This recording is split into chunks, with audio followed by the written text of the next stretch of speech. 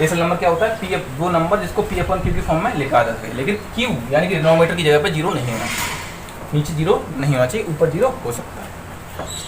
इसके एग्जाम्पल दिए थे मैंने अभी, 2/3, 5/7, 2.3 सारे डेसिमल नंबर भी होते हैं, ठीक है, और 1.3, 22/7, 0.1 ये सब होता है, ठीक है। और वो नंबर जिनको पी अपन क्यू की फॉर्म में नहीं लिख सकते, can not be form P upon Q की फॉर्म, तो वो होता है इर्रेशनल नंबर, ठीक है। तो अब इसके एग्जाम्पल देखते हैं, जैसे पाई, √2, √3, √5, जितने भी रूट में नॉन परफेक्ट नंबर होते हैं, ठीक है, वो सब के सब क्या होते हैं, इर्रेशनल नंबर होते हैं, ठीक है। इसकी एक और डेफिनेशन होती है, ये तो मैं बता दी कि can not be form P upon Q, तो वो इर्रेशनल नंबर होता है। एक ये वाली होती है, देखो, after decimal, after decimal, actually में यही डेफिनेशन होती है इसकी, after decimal non terminating and non recurring, non recurring, recurring या रिपीटिंग।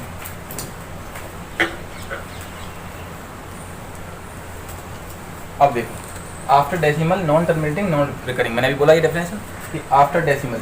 अब ये नॉन टर्मिनेटिंग नॉन रिकरिंग इतना लिखने से समझ में नहीं आ रहा है, मैं इसको एक्सप्लेन करता हूँ, ठीक है। जैसे डेसिमल के बाद क्या हो सकता है, 2.3 ये हो सकता है।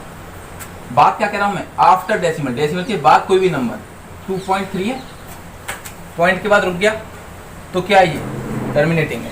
उसने बोला नॉन टर्मिनेटिंग, टर्मिनेटिंग मतलब शांत होना, और नॉन टर्मिनेटिंग मतलब शांत ना हो, चलती जाए चलती जाए चलती जाए, ठीक है। तो इसका मतलब ये तो क्या हो गया, रेशनल नंबर हो गया, ठीक है।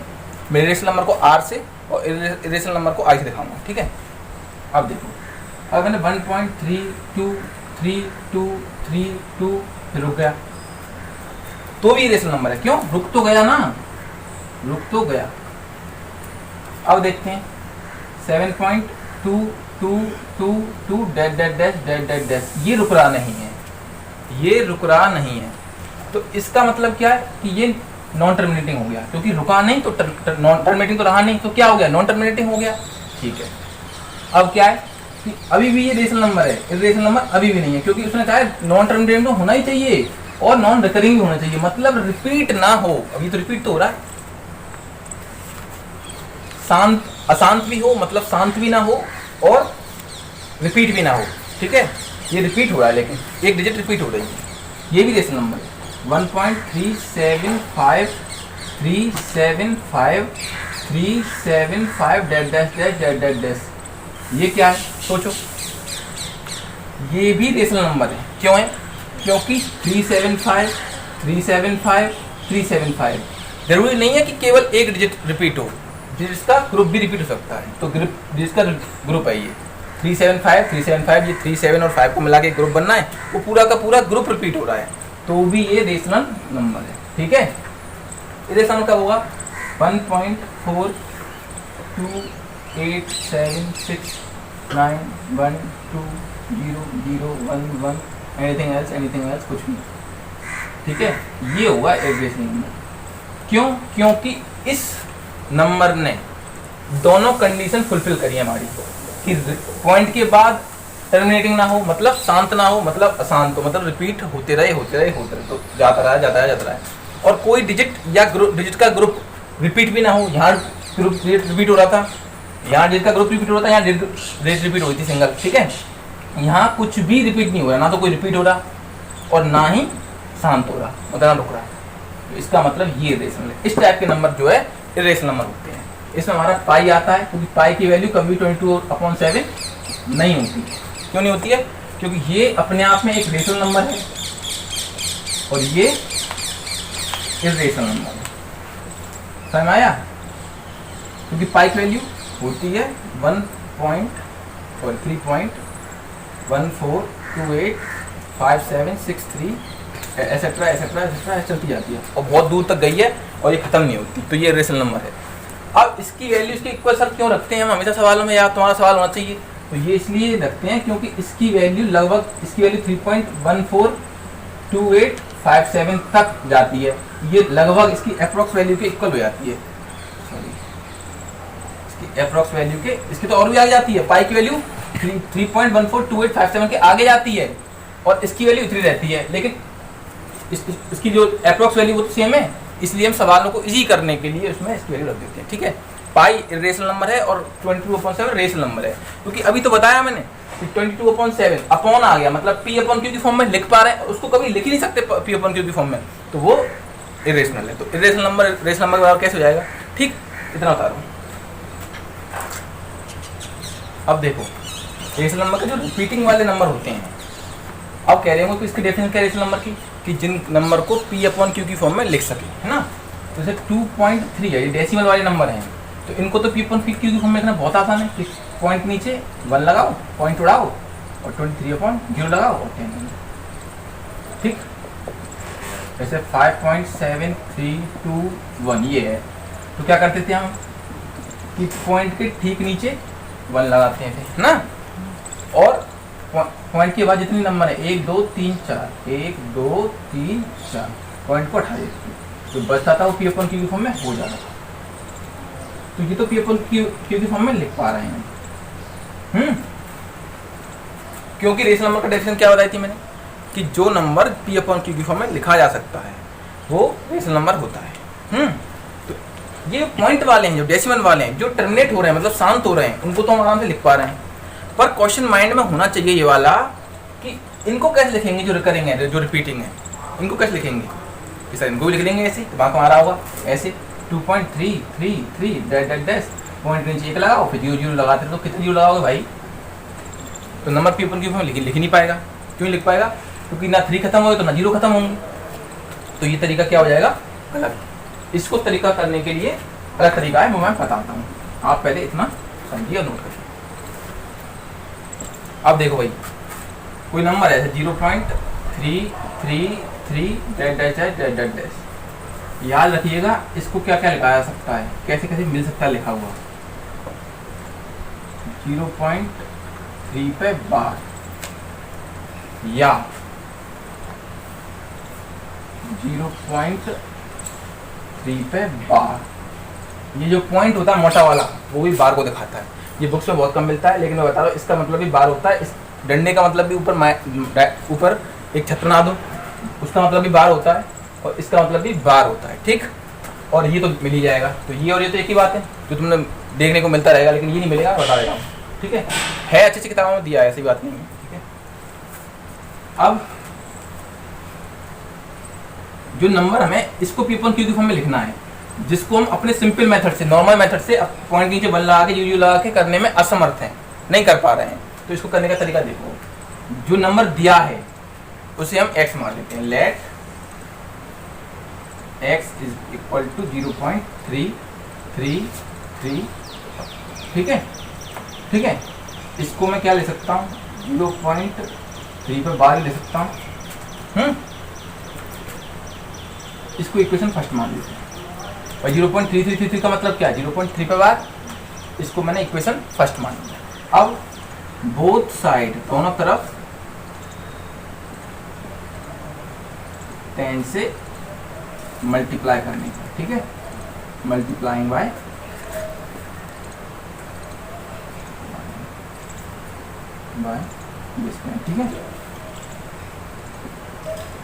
ठीक है, तो क्या होगा? 10x हो जाएगा, और 0.3 पे बार का मतलब क्या था? 3 डैश इंटू 10, दोनों तरफ कर रहा हूँ, फोर की जाए। ठीक है, तो ये मल्टीप्लाई करने में तुम्हें पता होगा कि पॉइंट खिसक जाता है राइट हैंड की तरफ, तो ये ऐसे हो जाएगा। ठीक है, इसको मैं क्या ले सकता हूँ? 3.3 पे बार ले सकता हूँ, इसी चीज़ को मैं ये ले सकता हूँ, इक्वेशन 7। कोई दिक्कत नहीं होनी चाहिए। ठीक है, इक्वेशन सेकंड में से फर्स्ट को सब्ट्रैक्ट कर देते हैं। इक्वेशन सेकंड में से फर्स्ट को सब्ट्रैक्ट कर देते हैं। Equation first subtract from equation second, तो क्या हुआ? 10x माइनस x बराबर 3.3 पे बार, इसका मतलब यही है, माइनस 0.3 पे बार।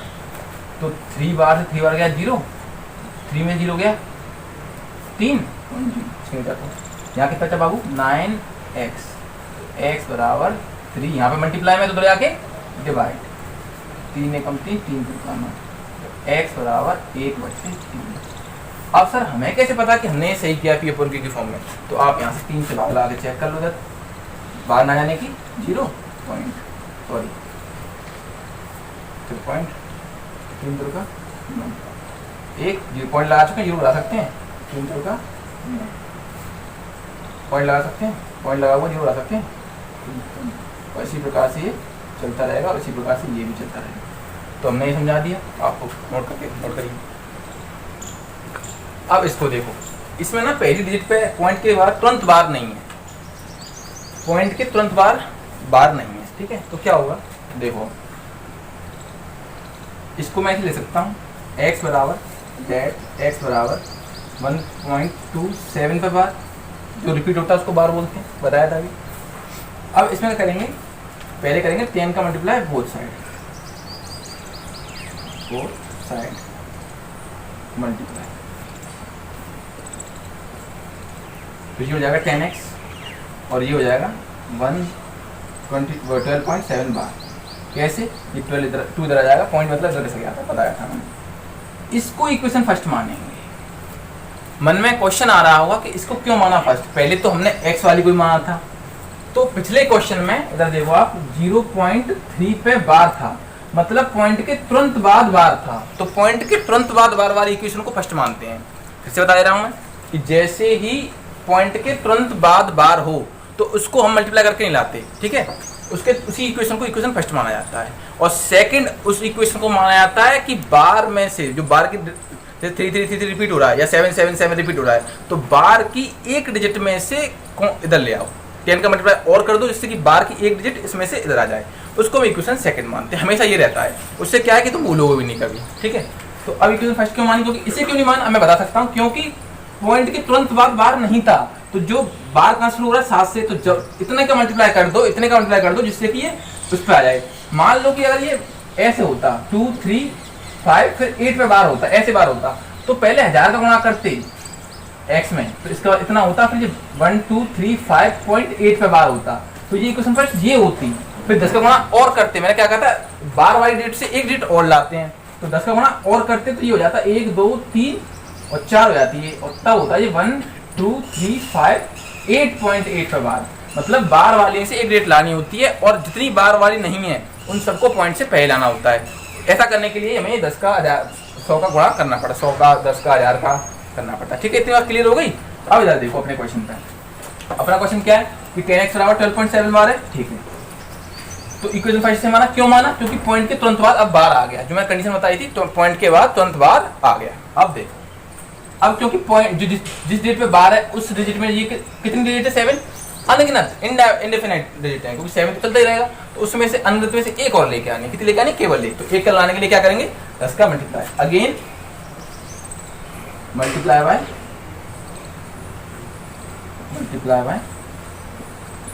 10 बोथ,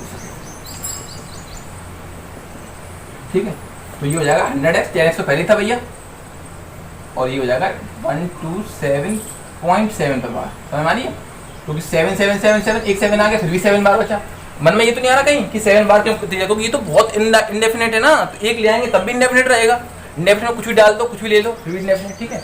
इक्वेशन सेकंड प्रोसेसर वही है, equation second minus equation first, तो 100x minus 10x equals to 127.7 पे बार माइनस 12.7 पे बार, तो 7 बार में 7 बार गया 0, 7 में 2 गया 5, 2 में से बन गया 1, ये बचा।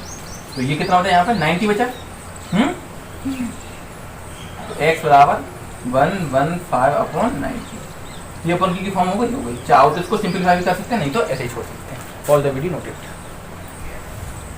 अब देखो इस क्वेश्चन में x बराबर लेट मतलब माना x बराबर 2.137, तब आपने इस बार तो पहली इक्वेशन में मान लिया फिर से, क्योंकि पॉइंट के तुरंत बार स्टार्ट है, जब भी पॉइंट के तुरंत बार स्टार्ट हो उसी को इक्वेशन फर्स्ट मानो, नहीं हो तो पहले बार नजदीक लाओ, पॉइंट के तुरंत बाद लाओ, जैसा ही मैंने सिखाया था। अब देखो, अब क्योंकि 3 डिजिट पे बार है, तो इसका मतलब क्या होगा 137, फिर 137 ऐसे तो हो रहा है, पूरा ग्रुप रिपीट हो रहा है ना, अभी तो सिखाया था लास्ट टाइम। 137 137 ऐसे हो रहा हो, तो ये पूरा का पूरा 3 डिजिट लानी है हमें, क्या इस तरह। तो कितनी डिजिट पे बार है, 1 2 3, तो क्या कर देंगे 1000 का मल्टीप्लाई कर देंगे, मल्टीप्लाई बोथ साइड, तो 1000 x बराबर 2137.137 पे बार। कोई दिक्कत? यार काउंट रहेगा, पूरा पूरा बार आ गया, लेकिन फिर भी वो तो बार रहेगा, क्यों? क्योंकि इनडेफिनेट है, चलता ही रहेगा चलता रहेगा, ठीक है। इक्वेशन सेकंड में से फर्स्ट को सब्ट्रैक्ट कर देंगे, तो 1000 x माइनस केवल x इक्वेशन फर्स्ट में बराबर 2137.137 पे बार माइनस 2.137 पे बार, ठीक है। ये घटाएंगे तो 0.137 बार से 0.137 बार जाएगा तो 0, 7 में तो हो गया 5, 3 तो अकेला रह गया 1, और यहाँ कितना बचेगा 99, सॉरी 999 है ना। x बराबर 2135/999, ये हमारा क्या हो गया, P/Q की फॉर्म। ऐसे क्वेश्चनों को ऐसे करते हैं, ठीक है। अब देखो जो हमारा अभी तक का टॉपिक था वो हो गया कंप्लीट। अब हम 10th पे आ पाए हैं, मतलब इतने से बेसिक चल रहा था, उसकी जो मैंने बताया उसकी प्रैक्टिस करना, नहीं आए तो कमेंट बॉक्स में पूछ लेना, लेकिन प्रैक्टिस तो करनी पड़ेगी, खुद करते हैं तभी चीज़ें आती हैं। अब इसको देखो, ये जानते होंगे बचपन में किया होगा, भाग ऐसे करते हैं। तो मैंने 37 कोई नंबर ले लिया, उसमें 5 से भाग करते हैं, तो 5 7 35, फिर 2, ये 2 क्या होता है, रिमाइंडर, हिंदी में बोलते हैं इसको शेष, शेष फल या शेष, ठीक है। इसको बोलते हैं क्वोशिएंट, QOUOTIENT। स्पेलिंग गलत हो सकती है, देख लेना। भाग फल, इसको बोलते हैं डिविडेंड, मैं केवल डी लिख रहा हूँ, नीचे लिख दूंगा, इसे बोलते हैं डिवाइजर, ठीक है। हिंदी बोलते हैं इसको भाजक, भाग देने वाला, और इंग्लिश में बोलते हैं इसको भाज्य, हिंदी में इसको बोलते हैं भाज्य, इसको डिवाइजर, डिविडेंड लिखूंगा मैं भी। तो डिविडेंड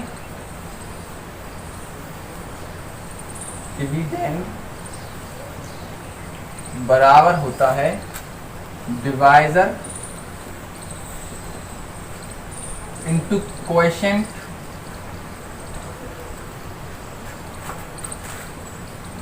प्लस रिमाइंडर। अगर इसको हिंदी में करूँ तो मैं भाज्य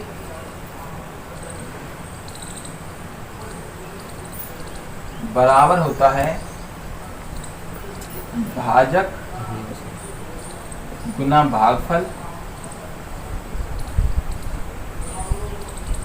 प्लस शेषफल, ठीक है। ये हमारी, ठीक है सर, ये क्यों सिखा रहे बचपन वाली चीजें, 10th में काम आएगा, ठीक है। अब देखो इसको, अगर मैं अब से, अभी तक तो ये पता ही है तुम्हें, अब से डिविडेंड को मैं ए कहूंगा, क्या कहूंगा अब से मैं इस चैप्टर में, फर्स्ट चैप्टर डिविडेंड को मैं क्या कहूंगा, ए। और क्योंकि क्वेश्चन तो क्यू से होता है तो इसको तो मैं कहूंगा क्यू, ठीक है। और डिविडेंड डिवाइजर को मैं डी ना कहकर बी कहूंगा, तो बी इंटू क्यू, ठीक है, प्लस रिमाइंडर को आर। समझ में आ रही है? अब से इस चैप्टर में डिविडेंड क्या है हमारे लिए, ए, क्वेश्चन क्यू है, रिमाइंडर आर है, सेम है, और डिवाइजर क्या है, बी, मतलब बी से डिवाइड करते हैं, ए में करते हैं और क्यू प्राप्त करते हैं, और आर अगर बच गया तो ये बचता है। समझ आ रही है? एक कंडीशन हमेशा याद रखना, मैं यहाँ लिख दे रहा हूँ, इंपॉर्टेंट है बहुत, कि रिमाइंडर जो होता है वो 0 के बराबर हो सकता है, या 0 से बड़ा होता है। फिर से बता रहा हूं, रिमाइंडर यानी कि जो शेष होता है, शेषफल, वो 0 से बड़ा होगा या बराबर होगा, और हमेशा डिवाइजर से, देखो इससे छोटा है कि नहीं, अगर बड़ा होता तो फिर तो डिवाइस वहीं चला गया होता है ना, इससे हमेशा छोटा होता है। और हमने डिवाइजर क्या माना है इसमें, यहाँ पे b। तो याद रखना इस वाली बात को, रिमाइंडर जो है 0 से बराबर या बड़ा हो सकता है, लेकिन डिवाइजर यानी कि b से छोटा हुआ होता है ना, इतना नोट करें। ये साइन रह गया भैया ना, b से छोटा होता है, ये छोटे का निशान है और ये ठीक है। अब देखो ये दो नंबर है 225 और 135, ठीक है। इसका हम HCF लगा लेंगे, क्या लगा लेंगे सर, HCF, ठीक है, हाईएस्ट उच्चतम कॉमन वेनिस्ट गुणनखंड फैक्टर, ठीक है, हाईएस्ट कॉमन फैक्टर, ठीक है। ठीक है, मैं फैक्टर वगैरह समझा दूंगा अगर जरूरत पड़ेगी तो। अब देखो बचपन में कैसे लेते थे हम HCF, ऐसे 5 चौके 20 55 25 5 नंबर 45 3 के 9 3 एकम, इसके अलग करते थे 5 दूनी 10 5 7 35 3 नाम 27 3 का 9 3, ठीक है। अब इसमें से जो कॉमन आ रहा था वो क्या होता था हमारा, उनको मल्टीप्लाई करके क्या आ जाता था हमारे पास, एक और 3 आना है। तो इसका मतलब जो कॉमन आ रहा है उनका मल्टीप्लाई करके 5 आ रहा है, 3 आ रहा है और 3 आ रहा है, और एक भी तो आ रहा है, एक हमेशा आता है, एक हमेशा आता है। तो 5 के 15 किया 45 का क्या हो गया HCF। लेकिन ये हो गया बचपन का तरीका, जो मैंने अभी से बताया था डिवाइड, क्यों बता रहा था, इसलिए बता रहा था, इररिलेवेंट नहीं बता रहा था मैं, रिलेवेंट बता रहा था। तो ये तो माना हो गया फैक्टर मेथड। क्या निकालने का, HCF निकालने का। अब डिवीजन मेथड देखेंगे। डिवीजन मेथड में ध्यान रखना कि डिवाइड हमेशा छोटी से बड़ी में करना। तो इन दोनों में छोटी कौन सी है, ये 135 से डिवाइड करेंगे 225 में, तो 135 से कम 135, ठीक है, 0 9 90 बचा। अब ये क्या रिमाइंडर है, अगर हम यहीं सवाल को छोड़ दे रिमाइंडर नहीं है, और रिमाइंडर की कंडीशन पूरी फुलफिल कर रहा है ये कि इससे छोटा, रिमाइंडर जो है इससे छोटा है, 0 से बड़ा है। 0 कब होता है रिमाइंडर, जब डिवाइड पूरी तरह से कट जाता है, कंप्लीटली डिवाइड होता है, ठीक है। तो अब जो रिमाइंडर बचा है उस रिमाइंडर से ध्यान रखना सबको, प्लीज ध्यान दो, जो रिमाइंडर आया उस रिमाइंडर से लास्ट जो डिवाइजर था, लास्ट जो डिवाइजर था उसमें डिवाइड कर, वो ये चीज यहाँ पे आ जाएगी, समझ आ रही है, ये चीज यहाँ आ जाएगी। तो 90 एकम 45 बचा। अब ये रिमाइंडर बचा, ये रिमाइंडर बचा, इस रिमाइंडर से जो लास्ट डिवाइजर था उसमें डिवाइड करेंगे, तो 45 दूनी, रिमाइंडर कितना बचा, तो जब रिमाइंडर क्या हो जाए, बराबर आ जाए 0 के, मतलब डिवाइड पूरा पूरा हो जाए, तब जो हमारा लास्ट डिवाइजर होता है वो क्या होता है, ठीक है। ये हमारा आंसर हो गया, कितना नोट करो। अब एक चीज और बता दूं मैं कि इसी को बोलते हैं हम, इस मेथड को डिवाइजर डिवीजन फॉर्म से, इसे बोलते हैं डिवीजन मेथड। कौन सा मेथड बोलते हैं ऐसे निकालने का, डिवीजन मेथड। क्या बोलते हैं, डिवीजन मेथड। इसी को यूक्लिड डिवीजन बोलते हैं, यूक्लिड डिवीजन मेथड, ठीक है। या तो डिवीजन मेथड बोल दो शॉर्ट में, डिवीजन मेथड बोल दो, ठीक है, या फिर यूक्लिड डिवीजन मेथड, ठीक है, जो हमारे 10th क्लास के कोर्स में क्या बोलते हैं इसको, यूक्लिड डिवीजन मेथड। आप नोट करें ना। अब देखो, अभी हमने डिवीजन मेथड किया, उसको और मैनिपुलेट करके लेम्मा फॉर्म में करते हैं। वो देखो कैसे करते हैं। अभी मैं था कि डिविडेंड इज टू बी, यानी कि divisor Q plus R remainder, इस फॉर्म में सवाल को हम करते हैं। तो जिसमें डिवाइड कर रहे होते हैं, डिविडेंड की जगह कौन है, 225 बड़ी संख्या में डिवाइड करते हैं, जैसे अभी किया था ना ये, उसी तरीके से। तो 225 में डिवाइड करेंगे, कितने से करेंगे, 135 से। अब क्वेश्चन कैसे निकल के आया था, देखो A की जगह पे क्या है 225, B की जगह पे क्या है 135, और Q की जगह पे 1 और R की जगह पे 90। मैंने क्या बताया था कि जैसे डिवाइड करते थे वैसे नॉर्मल तरीके से, अब इस तरीके से करते हैं, लेम्मा फॉर्म में करते हैं। 135 क्या था, डिवाइजर था, कितनी बार गया था, 1 बार, ठीक है, तो इतना आया था 225, और रिमाइंडर कितना था 90। लास्ट जो डिवाइजर होता है, लास्ट जो डिवाइजर होता है वो बनता है क्या, डिवाइजर, और जो डिविडेंड होता है, सॉरी डिवाइजर होता है वो डिविडेंड बनता है, डिवाइजर जो होता है वो डिविडेंड बनता है। तो 135 पे भाग कर रहा था, अब भाग करवाएगा, ये शेष बच रहा था, अब ये भाग करेगा, कर रहा है 90 एकम 90, ठीक है, कितना होता शेष, रिमाइंडर कितना 45। अब ये 45 क्या है, रिमाइंडर है, कौन सा है, लास्ट रिमाइंडर है। तो लास्ट रिमाइंडर क्या होगा, क्या बनेगा, डिवाइजर, और लास्ट डिवाइजर क्या बनेगा, डिविडेंड। मतलब अब ये भाग करवाएगा और जो शेष होता है वो लास्ट में आ जाता है ना, ऐसे करके आया था, लास्ट डिवाइड कर रही थी, तो 45 से करेंगे तो 45 2 जा 90, रिमाइंडर कितना आया 0। तो जब रिमाइंडर 0 हो जाता है, रिमाइंडर 0 R 0 हो जाता है, तो वो रिमाइंडर जब 0 आता है तो वही वाला डिवाइजर यानी वही वाला बी की वैल्यू तो ये इस फॉर्म में लिखा है ना मैंने, तो ये बी होता है, वो एचसीएफ होता है। लास्ट डिवाइजर कौन सा वाला, जब रिमाइंडर 0 हो तो वो एचसीएफ होता है। आप नोट करें इसे। अब देखो इसको देखते हैं, इसका एचसीएफ निकालना है, क्या निकालना है, एचसीएफ। किस तरीके से, लेम्बार फॉर्म से अभी किया था लास्ट। कैसे करेंगे, ये छोटा है मतलब एक ही जगह, तो यहाँ पे हमें पता है क्या है, जिसमें डिवाइड करते हैं वो डिविडेंड, मतलब एक ही जगह पे 865 और बी की जगह पे 255, रिमाइंडर क्वोशिएंट सवाल करते तब आ जाता है। तो 867 is to 225, सॉरी 255। मैं कितनी बार जा रहा है, ये देखो 200 250 500 दो बार, तीन बार जा रहा है।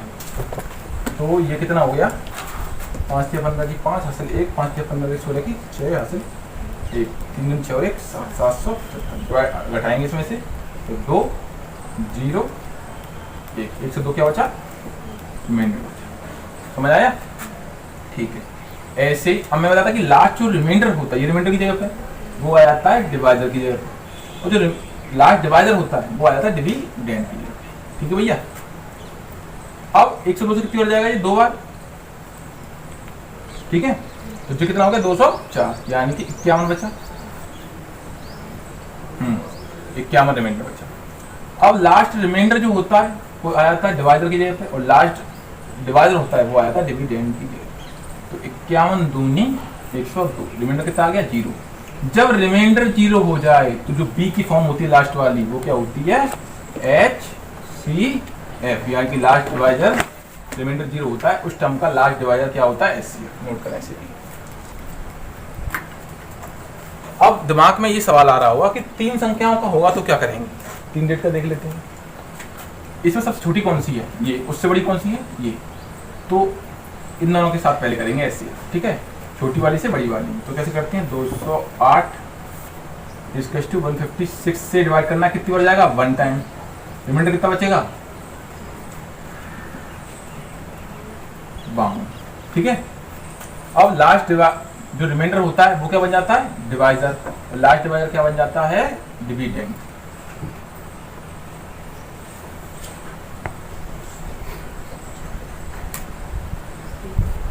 थ्री टाइम्स जा रहा है, रिमाइंडर 0। तो अब ये जो क्या है बी की फॉर्म, ये आ गया हमारा HCF। HCF कितना आ गया हमारे पास 52, ठीक है। लेकिन अभी तो 2 रेट का है, हम तो तीनों का मिला के HCF पूछना चाह रहे हैं, ठीक है।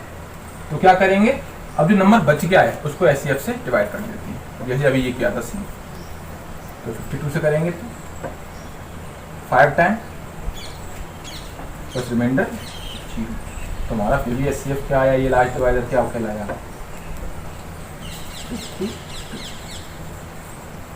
Pause the video to note down. अब ये क्वेश्चन है, इसका HCF दिया है in the terms of x के टर्म्स में दिया है HCF, ठीक है। और हमें x की वैल्यू पूछ रहा है, मतलब उसने HCF को इतना मैनिपुलेट कर दिया है कि ये हमारा HCF ही किसका, अकॉर्डिंग टू क्वेश्चन, सवाल के अकॉर्डिंग। हमारा HCF तो हमें पता ही नहीं अभी, HCF की वैल्यू दी है और x की वैल्यू पूछ रहा है, तो हमें पहले HCF निकालना पड़ेगा। ऐसे कैसे निकालते हैं, यहाँ पर 210 में डिवाइड करते हैं 55 से, तो 3 टाइम 5 से 15 की 5 असल 1, 5 से 15 की 16, तो घटेगा तो कितना आएगा 5 और 20 में चल गया 45 बचा, ठीक 45। ये आ गया रिमाइंडर। तो रिमाइंडर से डिवाइड करते हैं, जो लास्ट डिवाइडर होता है 55, कितनी बार जाएगा 45 से कम 45, कितना बचा रिमाइंडर 10। लास्ट रिमाइंडर से डिवाइड करते हैं, 10 से डिवाइड करेंगे कितने में, जो लास्ट रिमाइंडर है 45, लास्ट डिवाइड है, सॉरी लास्ट डिवाइड है। तो 10 चौक 40, कितना बचा रिमाइंडर 2। लास्ट रिमाइंडर से लास्ट डिवाइडर को डिवीजन बन जाता है तो वो इधर जाता है। 5 दूनी 10, रिमाइंडर क्या है 0। जब रिमाइंडर 0 हो तभी जो लास्ट बी होता है यानी डिवाइडर होता है वो क्या होता है हमारा HCF, यानी 5 आ गया HCF। अब ये HCF वास्तव में है कि नहीं, जो हम जानते हैं अभी तक सीखे हैं, ये HCF है, रियल में यही HCF है, ठीक है। लेकिन सवाल में HCF दिया है ये, तो HCF उसने अपने आप बना के दिया है x की फॉर्म में कन्वर्ट करके, और ये जो है HCF हमारा आया है 5, ठीक है। तो HCF बराबर HCF, तो 210 इंटू 5 प्लस 55x बराबर 5। नहीं समझ आया भाई, HCF ये बराबर HCF, HCF equal to HCF। तो ये देखेंगे 5 माइनस 5 0 0, 5 एकम 5 और 5 दूनी 10, ये कितना बचा 5 4, ठीक है। ये और 55 का यहाँ मल्टीप्लाई हो रहा था तो डिवाइड, 5 एकम 5 5 एकम 5 5 दूनी 10, बाकी की 0। क्या मिस्टेक हुई क्या? 5 0 0, 5 एकम 5 5 दूनी 10, 5 नाम 45 बच रहा है, तो 11 एकम 11, 11 एकम 11 और 9 11 नंबर काय का, लेकिन माइनस का था ही, ठीक है। तो x की वैल्यू आ गई माइनस की, ये हमारी x की वैल्यू। समझ में आया? ये क्वेश्चन बहुत थोड़ा टफ है, मुझे पता टफ लग रहा होगा, टफ है भी कि HCF। अब तुम कहोगे सब क्यों रखा इक्वल, क्योंकि HCF उसके अकॉर्डिंग इतना था और हमने निकाला है, तो ये वास्तव में HCF और उसका भी HCF इतना ही है, इक्वल तभी रखा है क्योंकि HCF तो सेम ही रहेगा, तो HCF बराबर HCF। अब देखो फिर से सेम क्वेश्चन है, वो क्वेश्चन समझ में आ गया होगा, नहीं आ गया होगा तो इससे फिर से समझते हैं, समझ में आ जाएगा, ठीक है। 65 और 117 का HCF ये दिया है, find the value x and y, मतलब x और y की वैल्यू निकालनी है। तो हमें HCF जो है इसका निकालना पड़ेगा पहले, ठीक है, और उसको इस फॉर्म में लाना पड़ेगा, तब जाके हम कंपैरिजन करके वैल्यू निकाल सकते हैं x y की, कंपैरिजन करके, ठीक है। अच्छा क्वेश्चन है, बहुत ज्यादा अच्छा क्वेश्चन है, एनसीईआरटी में ऐसे क्वेश्चन है नहीं, देखो आप ध्यान से देखना। 117 में डिवाइड करना 65 से कितनी बार जाएगा, 1 टाइम,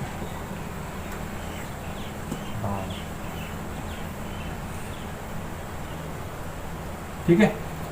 अब लास्ट रिमाइंडर डिवाइड करने वाला बनता है, जिसने पहले डिवाइड दिया था वो डिवाइड करवाता है, तो 52 एकम 52, कितना बचा 8 और 5 13, ठीक है।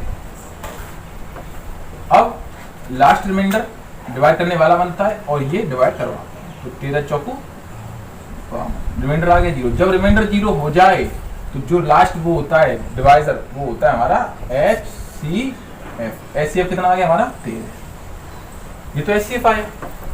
अब कहोगे सर इसके इक्वल रख दो क्योंकि ये HCF है, तो अगर मैंने इसके इक्वल रखा, अगर आप देखो ध्यान से इसके इक्वल रखा तो ये 13 है, तो वैल्यू कैसे निकालो x y। मैं मानता हूं कि HCF ये है और हम उसके क्वेश्चन का HCF ये है, हमारा HCF ये और HCF बराबर HCF होगा, ये बात फैक्ट है, ठीक है, समझ में आता है मेरी भी। लेकिन ये 2 वेरिएबल में वो सिंगल वेरिएबल तो है नहीं, सॉल्व कर लेते हैं, लास्ट किया था अभी, वो तो है नहीं, तो कैसे करेंगे सॉल्व। तो ये तरीका हो जाएगा हमारा गलत, मतलब गलत नहीं होगा, हम x और y दोनों की वैल्यू नहीं निकाल पाएंगे। तो इस 13 को क्यों ना हम इसी फॉर्म में कर लें जिससे कि कंपैरिजन मेथड लग जाए हमारा। तो कैसे करेंगे वो देखो,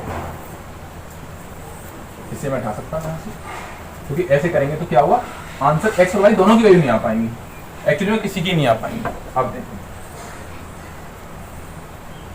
13 HCF है कि नहीं।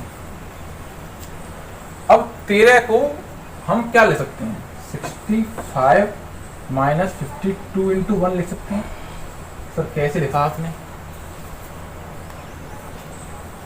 अभी हमने सॉल्व किया है, तो 13 को मैं लिख सकता हूँ 65 तो यहाँ है, 52 इंटू 1 माइनस पर जाके यहाँ देखो, यहाँ इस स्टेप में देखो प्लीज, 65 माइनस 52 इंटू 1 उधर जाके लिख दिया, ठीक है। क्योंकि कहीं पर भी यहाँ पे देखो 65 आ रहा है, तो हल्का का वैसा फॉर्म बना, देखो यहाँ क्वेश्चन में जो प्रूफ करना है एचसीएफ तो है ही, लेकिन एचसीएफ को हमें इस फॉर्म में बदलना पड़ेगा, तभी तो एक्स वाई की वैल्यू कंपेयर करके निकाल पाएंगे। नहीं आज समझ में। अब तो 52 है इस फॉर्म में, देखो इस फॉर्म में 52 है नहीं है, तो 65 तो है, तो 65 तो हमारा आ गया। अब हमें 52 को भी चेंज करना है, तो 52 की जगह क्या ले सकते हैं, देखो यहाँ पे इस वाले टर्म में देखो, इस वाले टर्म में, इस वाले स्टेटमेंट में देखो, इस स्टेटमेंट से हमने इतना लिखा, अब इस स्टेटमेंट से हम 52 के पे ये कर देंगे, तो 13 तो है ही, 13 को छुआ ही नहीं। 65 माइनस इस 52 की जगह क्या कर सकता हूँ, देखो 117 माइनस 65 इंटू 1, और इंटू 1 तो ऑलरेडी था, तो 1 को हटा भी सकते हैं मल्टीप्लाई कर लेंगे। नहीं समझ आ रही? मैं मानता हूँ इतना नंबर किस जगह लिखा है पता है, 52 की जगह पे लिखा है, इतना इसकी जगह पे इसको ले आके इधर लिखा है। अब इंटू 1 इसके साथ था, इसके साथ भी लगा सकते हैं, तो कोई फर्क नहीं पड़ता 1 से मल्टीप्लाई करने में। तो क्या करेंगे, इतना समझ आगे। अब 65 माइनस 117 हो जाएगा ये, और माइनस माइनस प्लस हो जाएगा 65 इंटू 1 है, 1 को छोड़ दो, 1 को मल्टीप्लाई करने में फर्क पड़ता नहीं है। अब 65 प्लस 65 कितना हो जाएगा, जुड़ जाएगा, लेकिन जोड़ना नहीं है, मैंने बताया x प्लस x क्या होता है, 2x होता है, होता नहीं होता, या x प्लस x क्या होता है, 3x होता है। तो इसी तरीके से इसको 65 प्लस 65 का कर देंगे, 65 इंटू 2 मतलब 265, 2 इंटू 65, तो ऐसे लिख दिया, माइनस 117। ठीक है, अब देखो वही फॉर्म आ गई, लेकिन यहाँ देखो प्लस है, यहाँ माइनस है, तो 100 सब 13 के इक्वल चल रहा है।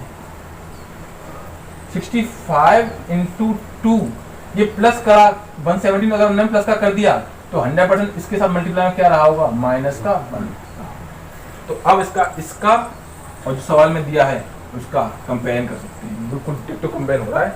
x की वैल्यू जो आ रही है, यहाँ से मैं इधर लिख रहा हूँ, x की वैल्यू जो आ रही है 2 आ रही है, और y की जो आ रही है वो -1 आ रही है। कंपेरिजन से x की जगह पे 2 और y की जगह पे -1, क्योंकि ये प्लस का है। ठीक है, तो आप इसे नोट कर सकते हैं, इंपॉर्टेंट क्वेश्चन है, पेपर में बहुत आते हैं ऐसे क्वेश्चन। और एक और इसी टाइप का सवाल है, इससे समझना आप लोग, ध्यान लगाना। 56 और 72 का HCF दिया है h, और h की वैल्यू दी है ये, इसका मतलब क्या है कि HCF h है और h की वैल्यू ये, मतलब HCF ही दे दिया हमें लास्ट में, HCF ही दे दिया हमें लास्ट में, और x y और h की वैल्यू निकालना। मतलब सब क्या क्या पूछ रहा है, HCF पूछ रहा है, और HCF को आपको इसमें बदलना पड़ेगा, तो x और y की वैल्यू निकालनी पड़ेगी। तो HCF कैसे निकालते हैं, वही तरीका, 72 = 56 से डिवाइड करते हैं, कितनी बार जा रहा है, एक बार, प्लस रिमाइंडर कितना बचा, ठीक है। अब 60 रिमाइंडर लास्ट रिमाइंडर से डिवाइड करते हैं, लास्ट डिवाइडर में 48, 8 रिमाइंडर यहाँ आता है, ये यहाँ आता है, 8 दूनी 16, रिमाइंडर कितना बचा, 0। जब रिमाइंडर 0 हो जाए तो जो लास्ट b होता है वो हमारा क्या होता है, HCF। तो हमारा HCF क्या हो गया, 8 हमारा है। अब यानी h की वैल्यू तो हमारे पास आ गई 8, इज इट क्लियर। अब 8 बराबर h बराबर ये दिया है, जो कि सवाल में दिया है, देखो दिया है ये, इससे हमें कंपेयर करना है, तो हम अपने तरीके से करेंगे। h बराबर 8, तो 8 बराबर यानी HCF बराबर HCF की वैल्यू कितनी थी, h, तो h हमारा क्या आ गया, 8, यानी मासापा हमारा 8 आ गया हमारे अकॉर्डिंग। उन्होंने इसको मासापा को किसमें बदल दिया, xy में लिख के ऐसे लिख दिया है। तो हमको भी इसको इस तरीके की फॉर्म में लाना पड़ेगा, जैसे अपने पिछले क्वेश्चन में किया था और उससे पिछले क्वेश्चन में किया था। वीडियो पूरा देखो, समझ में आएगा ढंग से। डीप में पढ़ा रहा हूँ बिल्कुल बेसिक्स से, तो थोड़ा सा तो टाइम लगता ही है। 8 को बदलना है, तो देखो 8 को मैं क्या लिख सकता हूँ, ध्यान से देखो, 8 बराबर 56 माइनस 16 गुणा 3, यहाँ से स्टेटमेंट दूसरा स्टेटमेंट है, ये पहला स्टेटमेंट है, दूसरा। तो 8 बराबर 56 माइनस 16 48 माइनस ऐसे कर दिया, तो 8 ही तो ही है, इसका मतलब भाई 56 माइनस 48, तो 8 ही तो है, कर दिया। क्या कहीं पे भी आ रहा है, हाँ 56 तो आ रहा है, तो इसको तो छुएंगे नहीं, जो नहीं आ रहा उसको बदल दो। जो गिवन स्टेटमेंट है, गिवन HCF है, उसमें 56 आ रहा है, क्या नहीं आ रहा, 16 नहीं आ रहा, तो उसे हटाइए, 72 में कन्वर्ट करिए। तो 60 की जगह पे क्या कर सकते हैं, 72 की जगह पे मैं कहता हूँ पूरा बिल्कुल ऐसे ब्रैकेट बना के, जिससे कि माइनस माइनस की प्रॉब्लम ना हो। 72 माइनस 56 इंटू 1 यानी 56। 56 इंटू 1 का मतलब क्या, 56 कर दिया, ठीक है। इतना ये किसके लिए लिखा गया है, केवल 16 के जगह पे मल्टीप्लाई में 3 है तो 3 तो लिखना पड़ेगा। लास्ट क्वेश्चन में बनता है, इसलिए मैंने वो हटा दिया था, क्योंकि 1 से मल्टीप्लाई करने पर क्या हो जाता है, कुछ नहीं, वही रहता है। 2 1 जा 2, 5 1 जा 5, 7 1 जा 7, 100 1 जा 100। ठीक, अब देखो तो इसे क्या करेंगे, घटा मत देना गलती से भी, घटाना नहीं है, अंदर ले जाओ माइनस को। 72 माइनस का हो जाएगा, तो ये हो जाएगा प्लस का, और इंटू 3 और हो जाएगा प्लस का 56 इंटू 3। समझ आया क्यों, क्योंकि माइनस अंदर जाएगा, माइनस कर देगा, ये प्लस हो जाएगा। तो माइनस ने तो केवल साइन चेंज की, और ये 3 भी तो मल्टीप्लाई में, तो ये 3 इसके साथ और 3 इसके साथ, कोई दिक्कत नहीं। अब 3 56 भाई 3x प्लस x क्या हो जाता है 4x, तो ऐसे ही 356 इंटू 3 और 56 इंटू 1 यानी कि 4 इंटू 56, ठीक है भाई।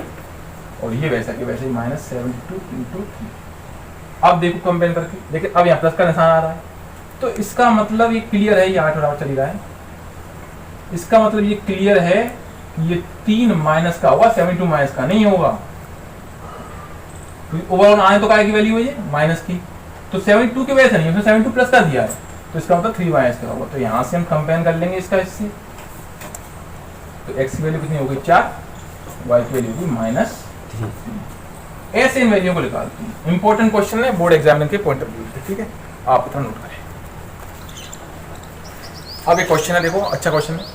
So that every positive even integer is of the form of 2q and that every positive odd integer is of the form of 2q plus 1 where q is the natural number। यहाँ पर q क्या है, कोई natural number है। Natural number क्या होता है 1 2 3 4 5 6 dash dash dash up to infinity, लेकिन स्टार्टिंग 1 से होती है। अब इसे हम देखेंगे, हिंदी में समझा दे रहा हूँ कि हरेक धनात्मक सम संख्या 2q के रूप की होती है, ये सिद्ध करना है हमको, प्रूफ करना है। और हरेक धनात्मक विषम संख्या, हरेक धनात्मक मतलब positive odd integer 2q plus 1 की फॉर्म का होता है। q यहां पर प्राकृतिक संख्या है। देखो सॉल्यूशन, अभी बताया मैंने, एक चीज बताई थी अभी आते स्टार्टिंग में, a बराबर bq प्लस r, ये फॉर्म होती है। बस इसको याद रखना है, यहाँ पे a क्या है डिविडेंड, b क्या है डिवाइजर, q क्या है क्वोशिएंट और r क्या है रिमाइंडर। अब b की जगह पे क्या होता है, b की जगह पे तो ये q ही है, मतलब सॉरी q तो q की जगह पे, q तो आता है ना, q तो पता ही नहीं क्या है, q तो आता है, हम सवाल करते हैं तब, और r क्या रिमाइंडर होता है, ठीक है। a में डिवाइड करते हैं, b से डिवाइड करते हैं, इतना समझ में आ रहा है। अब क्या हुआ यहाँ पे हमारे में, इस क्वेश्चन में 2q है, 2q तो दिया है, तो हमारे में 2q में r की जगह पे क्या क्या ले सकते हैं, 0 ले सकते हैं और 1 ले सकते हैं। सर आपने 2 क्यों नहीं लिया, क्यों नहीं लिया, क्योंकि b की जगह पे 2 है और q तो q की जगह पे, तो b जो है r जो है 2 हो ही नहीं सकता। नहीं समझ में आ रही बात, r 2 क्यों नहीं हो सकता, क्योंकि रिमाइंडर जो है हमेशा लेस देन होता है b से, b क्या है डिवाइजर, यहाँ पे डिवाइजर की जगह पे b है, डिवाइजर की जगह b है।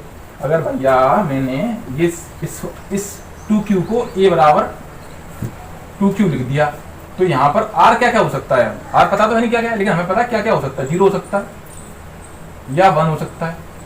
सर 2 क्यों नहीं हो सकता, क्योंकि 2 इसलिए होता है कि b की जगह पर 2 है, डिवाइजर के इक्वल कभी होता ही नहीं है, छोटा ही होता है हमेशा, तो छोटा तो कितना भी हो सकता है, और रिमाइंडर 0 से छोटा नहीं होता, 0 से छोटा नहीं होता, एक और बात है, सबसे छोटा क्या होगा 0, फिर 1 हो सकता है, 2 नहीं हो सकता, क्योंकि 2 की जगह पर क्या है डिवाइजर है, डिवाइजर की जगह पर 2 है। नहीं समझ रहा अब, तो अब हम यहाँ सॉल्व करेंगे, तो r बराबर लेंगे ना हो, r बराबर लेंगे 1, तो उसके लिए चेक करेंगे, तो a बराबर 2q और 0 लेंगे, r बराबर पहले लेंगे 0, पहले 0 आया ना, तो 2q प्लस 0, तो a की वैल्यू क्या होगी 2q। सर ये a क्या है, ये हमने कोई संख्या मानी है, माना कोई संख्या a जो इस रूप की है, ठीक है, 2q हो गई, जो कि क्या है, अब q क्या था बाबू, नेचुरल नंबर था, तो किसी भी नेचुरल नंबर में 2 से मल्टीप्लाई करेंगे तो क्या बनेगा इवन नंबर, 2 शामिल हो गया इसमें, या फिर इस नंबर में क्या 2 का डिवाइड हो रहा है, हाँ हो रहा है, इसका मतलब ये इवन नंबर है, तो ये जो है ये बराबर 2q, ये क्या हो गया हमारा इवन नंबर हो गया। पूरा नहीं हो गया। अब जब हम आर बराबर क्या लेंगे, 1 लेंगे, तो ए बराबर क्या होगा 2q + 1, जो कि क्या होगा और नंबर होगा। क्यों होगा, क्योंकि किसी भी इवन नंबर में जब 1 जोड़ेंगे, मतलब किसी भी इवन नंबर के बाद अगली संख्या जो आएगी वो क्या होगी, ऑड होगी। क्योंकि जब कुछ भी लगा लो तुम, अगर 2 का मतलब क्योंकि जब कुछ लगा लो तो 1 2 3 4 मल्टीप्लाई करेंगे 2 से तो इवन बन जाएगा, उसमें 1 जोड़ेंगे तो ऑड बन जाएगा। तो यही प्रूफ करवा रहा था कि इवन नंबर जो होता है वो 2q की फॉर्म का होता है, और ऑड नंबर जो होता है, ऑड इंटीजर होता है, वो क्या होता है 2q + 1 की फॉर्म का। तो ये प्रूफ करना था, नोट करो। अब देखो ये नया क्वेश्चन है, ये भी use the Euclid division lemma. Last question है उसने ऐसा कहा नहीं था, हमने फिर भी इसी मेथड से किया था। लेम्मा क्या होता है, ये तो होता है a बराबर bq + r वाली फॉर्म, इसी को तो इसी स्टेटमेंट वाली फॉर्म को तो हम लेम्मा बोलते हैं, यूक्लिड डिवीजन लेम्मा। तो क्या होता है, उसने इस बार बोल दिया है तो करना पड़ेगा, और वैसे भी करते इसी से हम, ठीक है।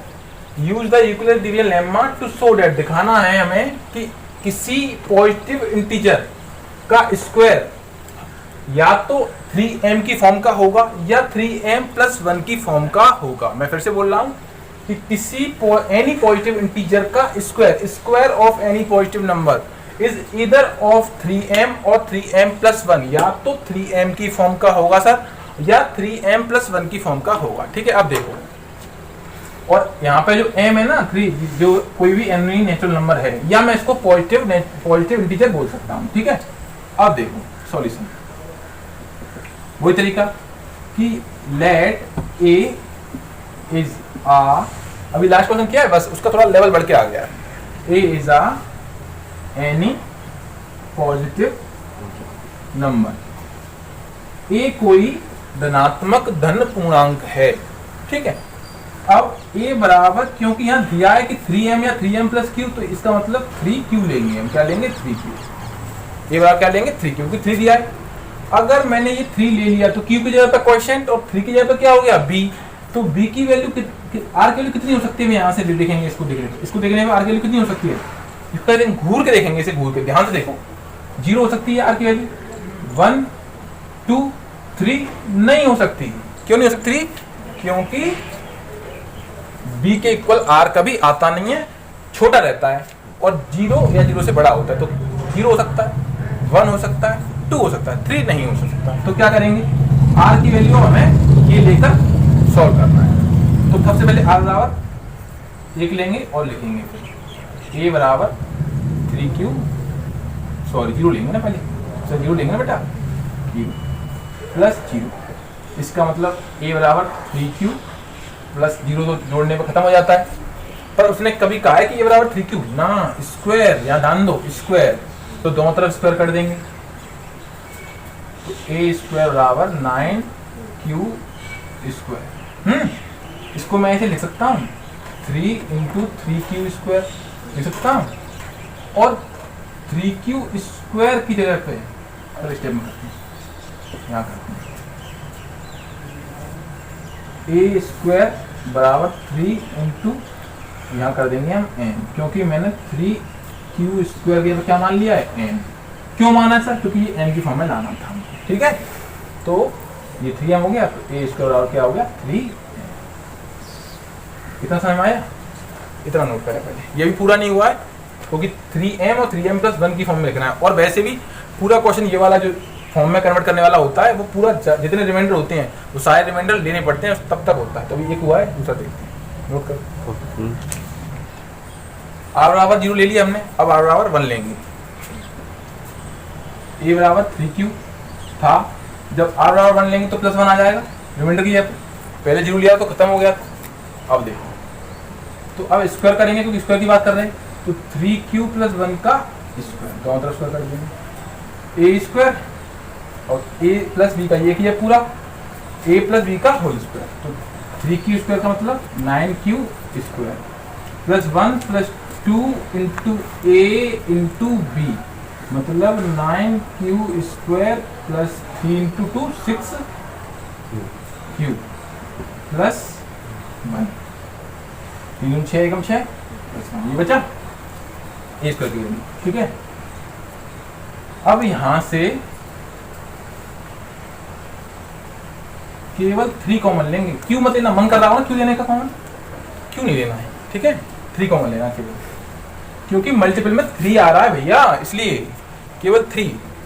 तो 3q² यहाँ बचा, 2q यहाँ बचा, 3 नीचे, ठीक है। केवल इन दोनों में से लेना, लेकिन केवल इन दोनों में से, क्योंकि 3 इसमें से आ कब रहा है, 3 तो पूरे में से आ ही नहीं रहा कॉमन, केवल इन दोनों से आ रहा है, तो इन दोनों से दिया है, +1 को ऐसे जाने को, और इसको पूरे को क्या मान लेंगे m, लिख देंगे यहाँ पर 3q² + 2q बराबर m मान लिया है।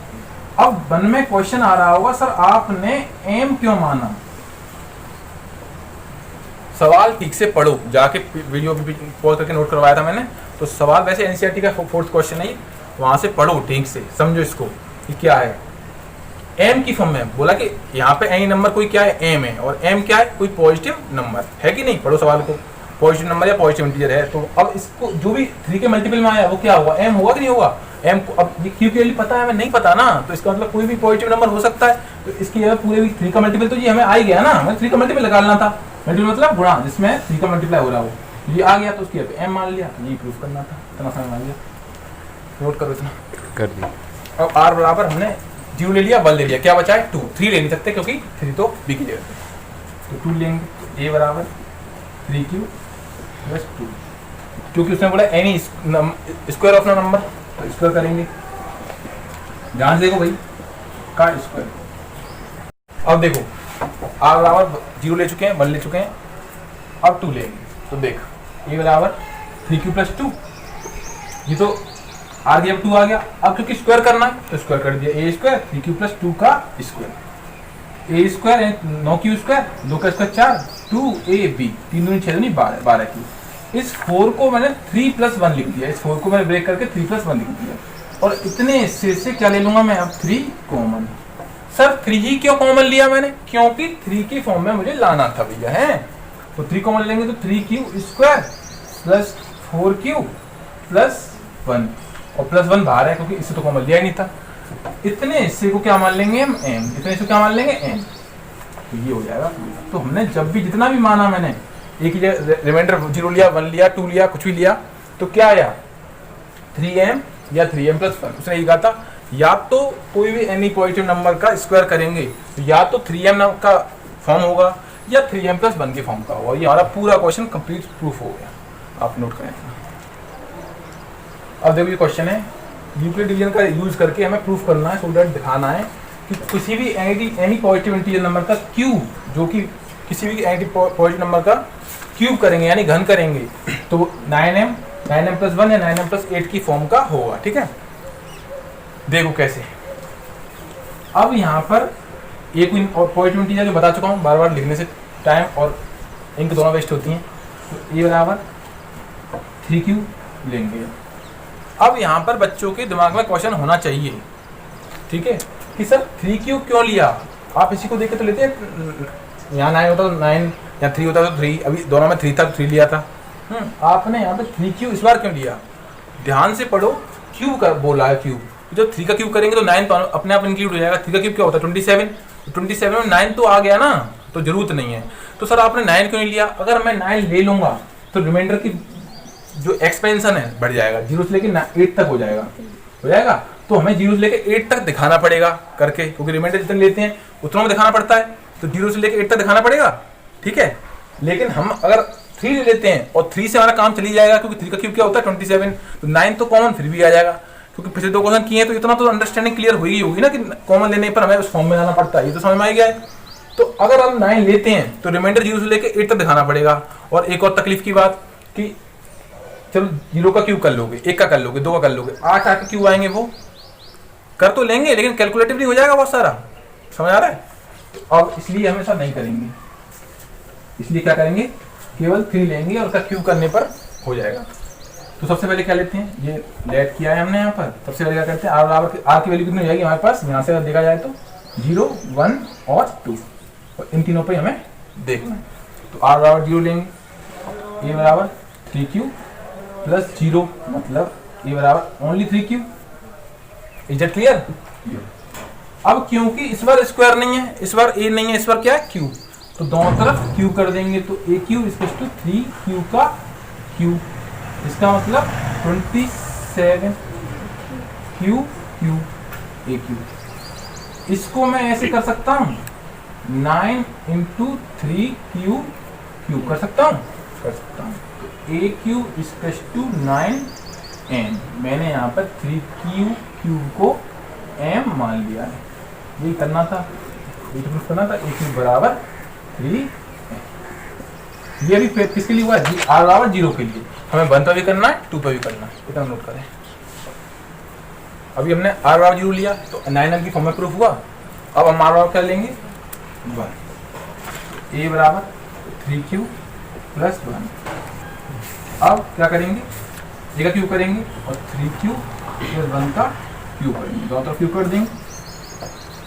ए क्यू बराबर 27q क्यू, याद होना चाहिए a प्लस बी का होल क्यू, ठीक है, प्लस बी क्यू मतलब a का क्यू, प्लस 3a b मतलब बनी है ब्रैकेट में a प्लस बी, ये पता होना चाहिए a प्लस बी का होल क्यू। वैसे मेरी आईडेंटिटी वाली वीडियो पढ़ी है, उसमें मैंने बताया है। तो 27q क्यू, क्योंकि स्टैंडर्ड फॉर्म क्या होती है, हाईएस्ट पावर से लोएस्ट पावर की तरफ। यहाँ पर कितना हो जाएगा, देखो 27, 3 3 का 9, 27q स्क्वायर, ध्यान समझो, 3 3 का 9, 9 तिया 27q into Q Q square. इसका बस तो 9 है ना, 9 क्यू है ना, इसका मतलब मल्टीप्लाई होने का इधर करेंगे तो 9q है ना, 3 3 का 9, 9 एकम 9, और एक तो अपनी जगह ऐसे कैसी है ही है, ठीक है। इतने हिस्से से 9 कॉमन ले लेंगे,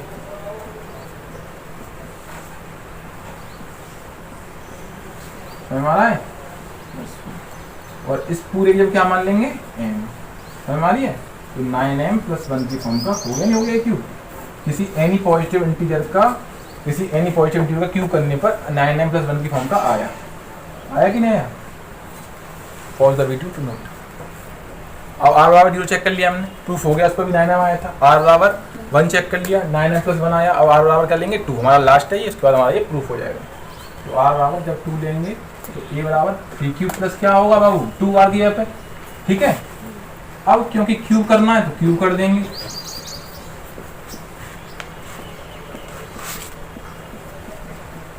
तो 8 प्लस 3ab होता है ना, 3ab 3 इंटू ए की जगह पर 3q plus b into b की जगह पर 2, और ब्रैकेट में a प्लस 27q प्लस 8, 3 3 का 9 दूनी 18, क्यू तो यही हो गया, प्लस ब्रैकेट में ऐसे केस मैंने किया हमने सब 3q प्लस, अब क्या करेंगे 27q क्यूब और 18 किया 54 प्लस 54q स्क्वायर, भाई q into Q square 36 Q plus 8 अपनी जगह पे। यहां से क्या कर सकते हैं हम, ये जो है 9 कॉमन ले सकते हैं यहाँ से, तो 9 या 27q 9 54q स्क्वायर प्लस 9 चौक 36। याद रखिएगा क्यू कॉमन नहीं लेना सर, क्यों लेना, क्योंकि 9 कॉमन लेके प्रूफ हो रहा है ना। और ऐसा नहीं कि मैं सिखा दूंगा तो आ जाएगा, चीजें करने से ही आती हैं, प्रैक्टिस खुद ही करनी पड़ेंगी, ये क्लियर है, ठीक है। तो ये 9, इसको मान लेंगे क्या m, 9m प्लस 8 की फॉर्म का हो गया क्या 1, ठीक है। तो कोई एनी पॉजिटिव का क्यू करते हैं तो किस फॉर्म का होता है। अभी तक हमने तीनों में देखा क्या आया, या तो ये आया या ये आया या ये आया, उसने यही कहा है या तो 9m की फॉर्म का होगा, 9m प्लस 1 की फॉर्म का होगा, जो उससे पिछली बार रिमाइंडर पर आया था, इसकी फॉर्म का। तीनों प्रूफ हो गए, तीनों पर चेक कर लिया, ये क्वेश्चन पूरा कंप्लीट हो गया। अब देखो एचसीएफ का थोड़ा सा अच्छा क्वेश्चन है, आता है पेपर में तो नहीं आता बट लेकिन अच्छा है मतलब, और आ भी सकता है। 246 और 1030 का हमें बड़ी से बड़ी संख्या निकालनी है, बड़ी से बड़ी सेम संख्या निकालनी है। जब भी बड़ी से बड़ी पूछे ना तो हमेशा एचसीएफ निकालना, जब भी बड़ी से बड़ी पूछे तो हमेशा एचसीएफ निकालेंगे, और छोटे छोटा पूछेगा तो एलसीएम निकालना। लेकिन क्या कहेगा, बड़ी से बड़ी समान संख्या बोलेगा, सेम या कॉमन नंबर बोलेगा, ठीक है। तो सीधी बात है, बड़े से बड़ा और कॉमन हाईएस्ट कॉमन फैक्टर ही होगा, इसका मतलब एचसीएफ की बात कर रहा है वो। लेकिन उसने यहाँ एक चीज़ कह दी, ये थ्योरी का क्वेश्चन है, मैंने उसको बैक दे दिया कि थ्योरी में टाइम लगता है। क्वेश्चन करना कमेंट बॉक्स में पूछ लेना अगर नहीं आए तो रिमाइंडर 6 बचे, उसने कहा है हर दशा में दोनों तरफ ऐसा ऊंचे से ऊंचा नंबर निकालना, हाईएस्ट नंबर निकालना है जिसका रिमाइंडर क्या आए, 6 आए। हर दशा में रिमाइंडर 6 बचता है। तो देखो रिमाइंडर मैंने पहला क्वेश्चन आज इस वीडियो को बताया था 37 से डिवाइड करके, क्या बताया था, 5 सत्ते 35, तो 2 बचा था रिमाइंडर। ये पूछने डिवाइड हुआ नहीं, और एचसीएफ तब तक निकल नहीं सकता तब तक रिमाइंडर 0 हो नहीं जाता, बताया था सुबह से था। रिमाइंडर 2 बच रहा है, तो ये 2 क्या है, रिमाइंडर है। रिमाइंडर मतलब होता है शेष, शेष मतलब जो रह गया, जो बच गया। और समझिए शेष का मतलब क्या होता है, शेष मतलब रह गया। तो जो ये रह गया है, क्यों ना मैं इस नंबर में से जो रह गया उसको घटा दूं, जिससे कि ये पूरी तरह से डिवाइड हो जाए। जो शेष डिवाइड पूरी तरह से किसकी वजह से नहीं आ पा रहा था, 0 क्यों नहीं आ रहा था, क्योंकि 2 एक्स्ट्रा बच रहा है। तो क्यों ना इस एक्स्ट्रा जो बच रहा है उसको मैं नंबर से घटा दूं, ये हो गया 5 से डिवाइड जा रहा पूरा पूरा, मतलब एचसीएफ निकल जाएगा, इसका मतलब क्लियर हो रही है।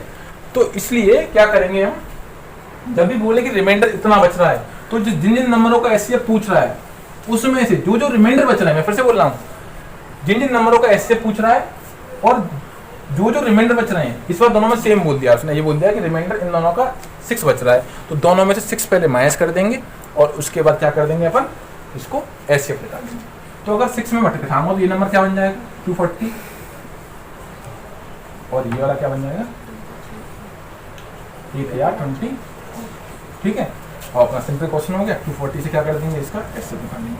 एचसीएफ निकालने का या तो ये है या अपना लेम्मा, इसे बोलेंगे यूक्लिड डिवीजन मेथड, उसे यूक्लिड डिवीजन लेम्मा। एक स्टेटमेंट की वजह से बस एक शब्द का फर्क आ जाता है। 1024 में करेंगे तो कितनी बार जाएगा ये, 5 बार, 4 बार है, 4 0 4 4 4 16 की 6, 4 2 8 रे 4, 12 में से 6 गए 6, 9 से 9 गए 0, 64 से फिर डिवाइड करते हैं, तो करते हैं 24, तो 3 बार, 4 की 12 की 2, वहाँ से देख 6 की 18 देख 19, 8, 13 में से 9 गया